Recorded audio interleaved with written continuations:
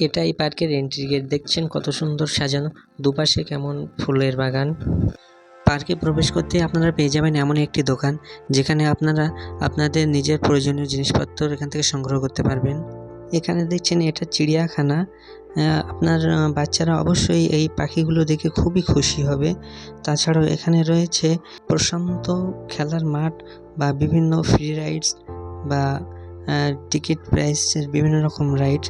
এছাড়াও এখানে রয়েছে বোটিং করার সুব্যবস্থা। আজকের এই ভিডিওতে আপনারা শুধু চিলড্রেন পার্কটাই দেখাবো।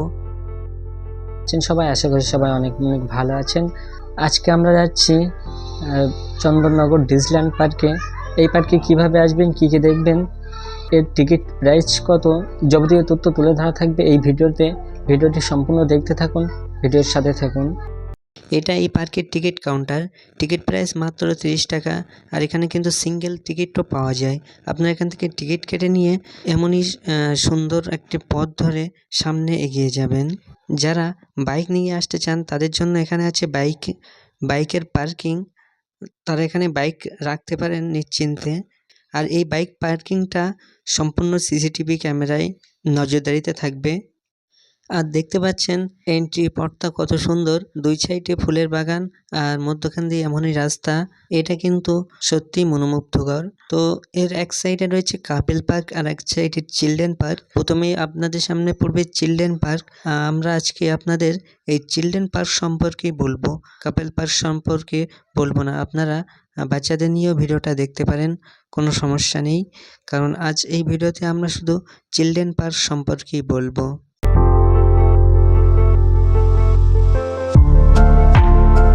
আপনারা সামনের এই দেওয়ালের দিকে একটু খেয়াল করবেন।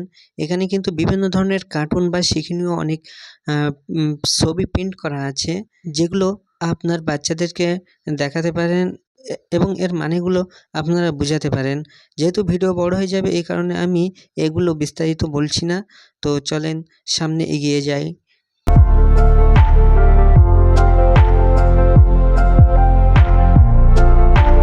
ভিডিওর সাথে থাকুন।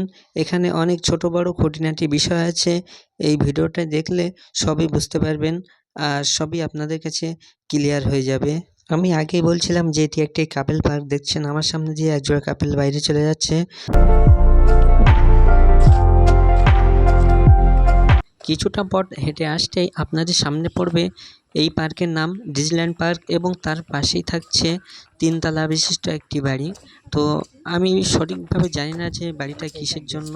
তো সম্ভবত এটা একটি হোটেল বা এখানে কাপেলদের জন্য হয়তো বা রুম ভাড়া দেয়। এটা আমি সঠিক তথ্য জানি না। তো এই রুমের পাশেই রয়েছে চিড়িয়াখানা। চিড়িয়াখানা বলতে এখানে পাখিটাই শুধু দেখতে পাবেন আপনারা, প্রাণীটা এখানে খুবই কম। তো এটা আপনার বাচ্চাদেরকে আপনারা অবশ্যই দেখাতে পারবেন যে এখানে কিন্তু বিভিন্ন ধরনের পাখি এখানে রয়েছে। আর এখন সাফাইয়ের কাজ চলছে, সবাই নিজেদের মতো কাজ করছে। পার্কটা সবই খোলা হলো, এই কারণে এখন ভিড়টা খুব একটা চোখে পড়ার মতো না। তো আস্তে আস্তে হয়তো সময় গড়ালে পার্কের ভিড় বাড়তে পারে।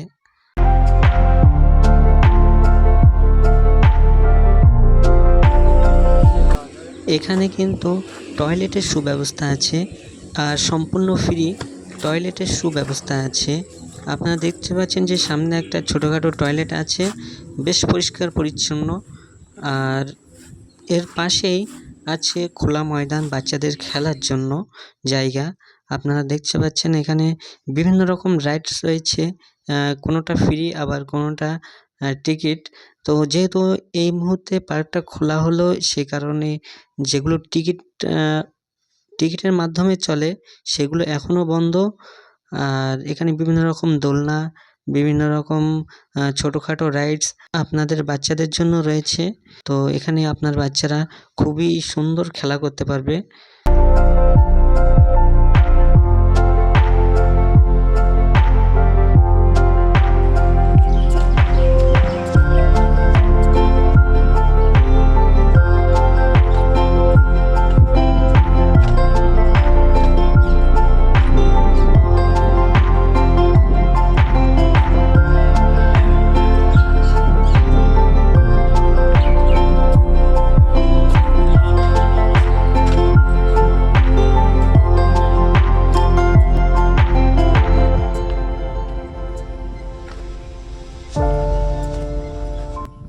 তাছাড়াও এখানে বোটিংয়ের সুব্যবস্থা আছে। এখন যেহেতু বর্ষাকাল, এখন মনে হয় বোটিংটা খুব একটা হয় না, যার কারণে আপনারা দেখছেন বোটগুলো কিন্তু উপরে তুলে এমনভাবে উবুড় করে রাখা আছে। উবুড় করে না, এটা জাস্ট এভাবেই রাখা আছে। তো হয়তো সিজনের সময় বা সামনে শীতকাল, তখন হয়তো বোটগুলো এখানকার পুকুরে নামানো হবে বা তখন আবার সবাই বোটিং করতে পারবে। তো ভিডিওটা এই পর্যন্ত। আর এর অন্য সাইডে রয়েছে কাপিল পার্ক। আমি প্রথম থেকেই বলছিলাম সেদিকে আপনাদের বাচ্চাদের না নিয়ে যাওয়াটাই ভালো। আর অবশ্য আমিও খুব একটা যাইনি।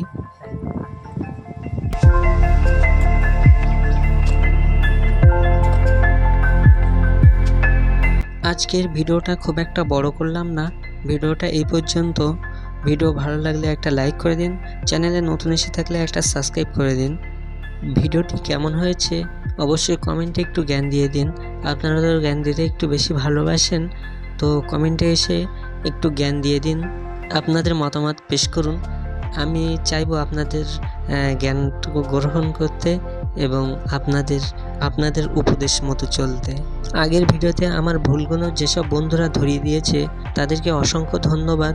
এই ভিডিওর ভুলগুলো ধরে দেওয়ার জন্য আপনাকে আমন্ত্রণ রইল।